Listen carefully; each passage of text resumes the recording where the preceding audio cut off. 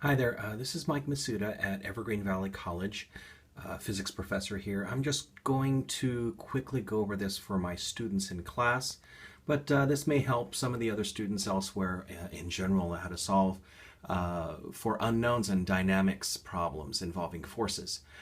These are the free body diagrams types of problems that are incorporated into the chapters involving forces for calculus and trigonometry-based physics classes. So here's the basic idea here. Okay, the first step is to draw a diagram of the setup, and it doesn't have to be too complicated. You're just drawing what the system looks like, just to get an idea of what it looks like, and then you draw a free body diagram, an FBD, and for each mass or junction, as you see here, you draw a free body diagram. So if there's only one object, you only draw one. But if there's more than one object, you may have to draw more. And so just keep that in mind. And the other thing to note is to tilt the coordinate system if it's necessary. Okay, only if it's necessary.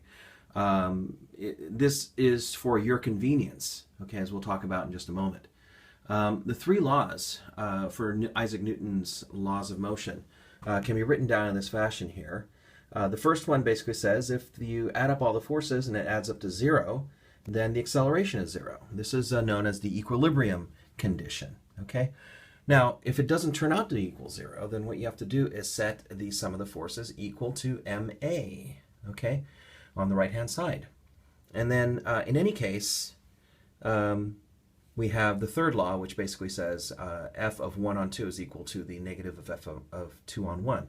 For every action, there's an equal and opposite reaction, and forces always occur in pairs. So that's basically the three laws of motion there, 1, 2, and 3.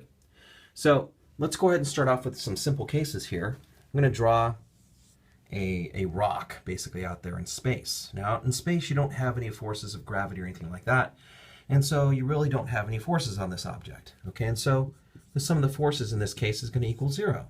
And so this thing, it basically tells you that the acceleration is going to be 0. And so basically this gives you two options. The thing could be at rest, or it could moving with a constant velocity. Okay, and that's pretty much it. You don't have to say much else about this thing. You've basically solved the problem there. Okay, now if there's any additional parameters, once you're given, let's say, time information or anything like that, then you might be able to solve further, using formulas from earlier chapters. Okay, using kinematics formulas. That's pretty much it for this one. Okay. Now, the next one, a little bit more complex. It's my Pictionary drawing here of a mass falling towards the ground. So this is my cartoon drawing of that. Okay.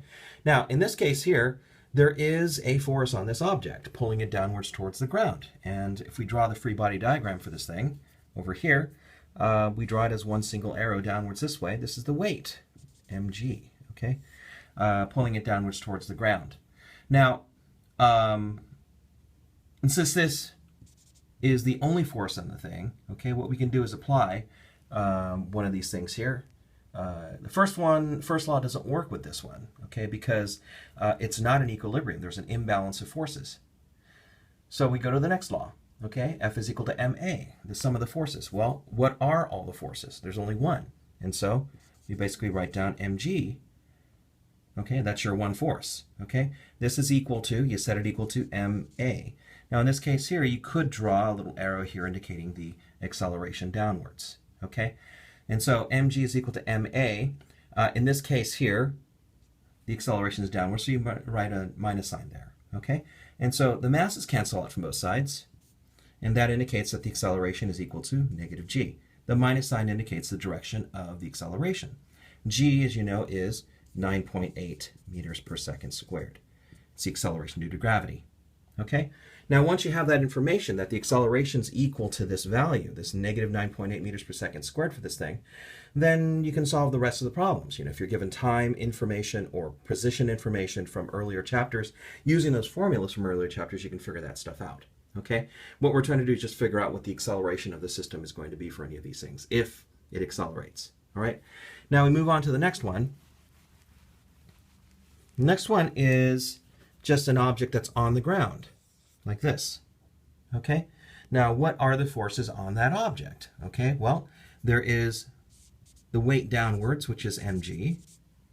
Okay, I'm just going to use this as a free body diagram. So weight is equal to mg. Upwards this way, there's going to be a force that is produced by the surface. That's called a support force, otherwise known as a normal force. If you remember, normal means perpendicular to the surface. Now, because there's no other forces on this thing, this is pretty much it. Okay? Now, these two, if you think about this, are equal and opposite to each other. Okay? In this case, it is. These are not a pair of forces, you know, an action-reaction pair, though. Okay? These are just two forces that happen to be opposite to each other. So you basically do this, and you go, okay, well, which law applies here? Well, this thing is in equilibrium, and so therefore you use the first law. So you write this down over here. The sum of the forces is equal to 0. Okay? Now, so what you do here is basically take a look at these things and the directions they're going. They're in the y direction, okay, along the y-axis. N is going in the positive y direction. Mg is going in the negative y direction. So N minus Mg is equal to 0. That's the total sum of the forces, okay? So N minus Mg is equal to 0, so basically that indicates that N is equal to Mg. The normal force is equal to the weight, okay? And that's pretty much all you can do with this one, okay? Next one. Here, let's do this. A mass suspended from the ceiling, okay? Now, if a mass is suspended from the ceiling, there's going to be some forces on this thing. The first one you'll see is a force downwards. We always try to include this one if it's necessary. The weight, okay? But there is an counteracting force holding the mass upwards this way. So you draw that along the string there. These forces drawn along the string they're known as tensions, okay? So in this case here, the sum of the forces, again, is equal to 0 because this is an equilibrium. And so force upwards is T, downwards is mg, so you put a minus sign there. This is equal to 0. So this basically indicates that the tension is equal to the weight. Okay? Now, we start getting a little more complicated. Now we're going to deal with something that's on an incline. Okay? Let's say this is a mass here that's on an incline, and this angle here is given. Okay? And let's also say this is frictionless. Okay, just to keep things easy. So this is sliding down an incline. Now, what we have to do is figure out the motion of this thing. Now, we know that this is on a frictionless incline, so it has to slide down this way. And from our understanding, this will accelerate downwards, not move with a constant velocity. Okay, so what we do now is draw a coordinate system that will help solve the problem. So we try to draw this thing in a tilted coordinate system like this so that the incline is along the same direction as one of the coordinate axes. We'll say that that is x, okay, like so. Now we draw in the center here the mass, and then we draw the vectors associated with the forces on this thing, okay? Now, there are only two forces on this thing. One downwards this way, this is the weight, and the support force, this one, okay? Normal force and the weight. All right. Now, what we do with this, since the normal force is already along the y-axis, we don't have to do anything with that one. But the weight is not along any of the axes. So what we have to do is use trigonometry to break it down into components. Okay. Now, in doing so, let's see if I can do this. I'm going to use a different colored pen for this. I'll use this one here. Okay. So W is equal to mg. This angle here is theta over here. Okay, so what I can do, just so that I can demonstrate this, if this angle here is theta, then this is 90 degrees here, and this is 90 minus theta. Okay, that indicates that this angle here is theta. Everyone got that? Okay, so now once you got that, we break up this mg along the x and y coordinates. So there's going to be one going this way and one going out this way. Okay, I'm sorry for the thickness of the pen here, but this one here corresponds to the adjacent side to the angle, And so this is going to be mg cosine theta, okay? And the one down here is going to be mg sine theta, okay? So now we have some forces to deal with, okay? Oh, we forgot to indicate something, the acceleration. The acceleration is going this way in the system, okay? So just got to keep that in mind. Now, along the y direction, we'll just write this down here, some of the forces along the y direction, because this is now a two-dimensional problem, okay? Along the y direction, we have the normal force upwards minus mg cosine theta, this one here, downwards. This is equal to 0 because there is no acceleration along that direction, okay? So we get this formula. Now, along the x direction, let's take a look at that. Along the x direction, all we have is this one here going horizontal along the x direction, this mg sine theta. Okay, so we'll write this down, mg sine theta. Okay, but that is in the negative direction for the coordinate system there, so we'll put a minus sign here. Okay, this is equal to, as a result of the second law, the sum of the forces has to equal ma in this case. So we pop in ma. Okay, now the acceleration, according to this, is going this way, along the negative x direction. So that indicates there's a minus sign there also. But lo and behold, if you take a look here, there's a minus m on both sides. Those cancel out. This and this and this cancel out. So you end up with a is equal to g sine theta. And that makes sense because this angle here, if the angle were 0 degrees, in other words, if it flattens out, then there g sine theta, the theta becomes 0, and so sine theta becomes 0, acceleration equals 0 in this case. It won't accelerate because the thing will be on a flat level surface. Now, if theta is 90 degrees, that means you plug in 90 degrees here, sine of 90 degrees equals 1, and so a is equal to g in that case, which makes sense. It'll just be dropping straight down, okay? So that's this one here, okay? Let's move on to the next one.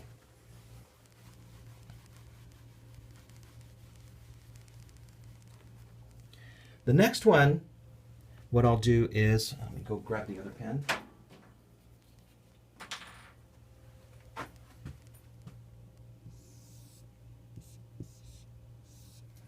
Let's say we have something that looks like this. Okay? Now this is an incline, and we have a force going this way on the thing that's preventing it from falling down the incline. Okay? It could be a string, it could be just someone holding the mass there, this mass, okay? And this is frictionless. Let's take a look at what happens here, okay? So, again, we tilt the coordinate system, like so, okay? And we put the x and y in here, the coordinate systems. And in this case here, this is not moving, and so there's no acceleration in this case, okay? Let's see what happens. So, we have mg downwards. This is m here, okay? mg is downwards, and we said this angle here is theta. And so, we end up with two components here, this way and this way. Again, sorry for the fat vector there. This is mg cosine theta. This is mg sine theta. Okay, for that one. And we have two other forces. We have the normal force, the support force from the incline, and we have F going this way along the x direction. Okay? Now, what does this do? Okay, well, let's take a look along the y direction. The sum of the forces along the y direction have to add up to 0. Okay, let's take a look at what happens. Again, we have the normal force of the system. Then we have minus mg cosine theta. This is equal to 0. Okay, this indicates that n is equal to mg cosine theta. Okay, so if you're on an inclined plane like this, n is not equal to mg. It's equal to mg times cosine theta. And guess what? Your bathroom scale in your bathroom, if it happens to be on an incline, it's not measuring your weight. It's measuring your normal force. Because the incline does make a difference in what your bathroom scale will read. Okay? So if your angle is on an incline, your bathroom scale is on an incline in your bathroom, somehow it happened, then it's going to measure slightly less than your actual weight. Okay? Because of that cosine theta. All right, anyways, coming back to this, some of the forces along the x direction, let's take a look at that now. Along the x direction, we have the force, F. And we have mg sine theta, but that's going in the negative direction. Okay? This has to equal 0. Okay? So, what we can do now is say that F is equal to mg sine theta, if we wanted to. Okay? That's pretty much it. Okay? If you wanted to, let's see, what else can we do with this? There's not much else we can do with this thing here. Okay? If we know the normal force, we can calculate the normal force from this, and the force on the system there has to be equal to mg sine theta for this thing to be completely stationary. Okay? On this incline. Okay? Or it could be moving with constant velocity. Okay? That is one of the other criteria. Okay? For equilibrium. Now, moving on.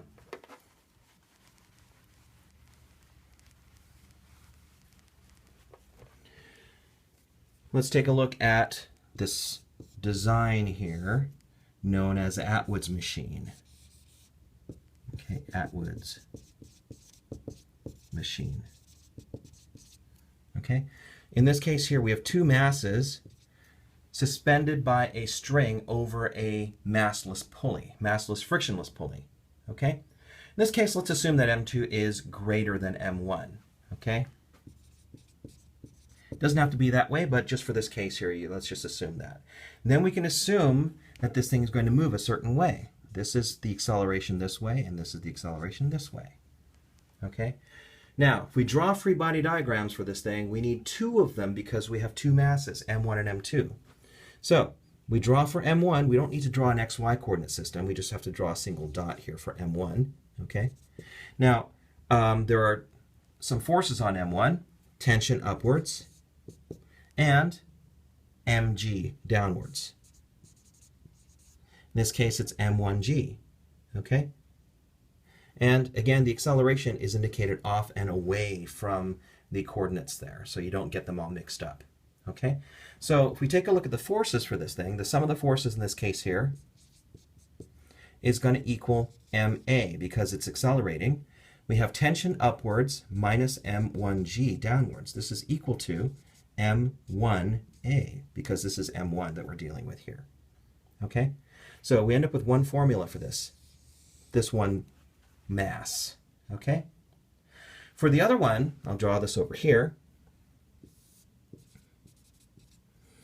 The other one, we have two forces again, tension upwards, and we have m2g downwards, and we have acceleration in this case downwards in this. Okay? So, for the second object, the M2 here, this is the free body diagram for that one. Now, if we draw or write the formula for this one, sum of the forces in this case has to equal ma again, because it's accelerating. And we plug in the things. T minus m2g. This is equal to ma. But in this case, m is m2, so it's m2a, and the acceleration's downward, so we put a minus sign here. Put that. Okay? Now, we have two formulas. Tension and acceleration are the two unknowns of these two formulas. Okay? So, let's go ahead and do this. T is equal to m1a plus m1g. Okay? Just rearrange this thing, move the thing to the other side. I'm going to plug that T into here. So we do this. M1a plus m1g minus m2g is equal to negative m2a. Right, so that's our formula there. Regroup everything. So I'll move all the a terms to one side, all the g terms to the other side. We end up with the following. We get m1a plus m2a on this side.